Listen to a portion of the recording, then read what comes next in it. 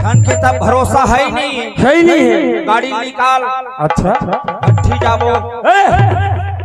अरे नहीं ये भरोसा कस की जियत ले पीली पगला साहब कहा थे। हाँ पीना है तो जीना।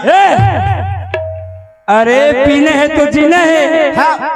लेकिन सब दिन तो किडनी साफ पीना है। कैसे भैया कैसे लीवर बहुत जल्दी आदमी खराब हो जाता है। कैसे बोले नहीं समझा कब उड़े जाही पिंजरा महना का भैया नहीं गा भरोसा। कब उड़े जाही पिंजरा महना रे भैया नहीं गा भरोसा।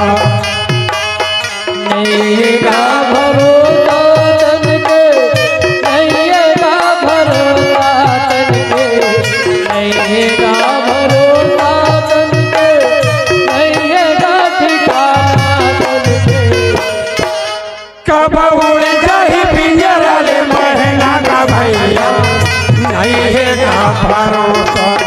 कब उड़ जाही पिंजरा ले महना का भैया नहीं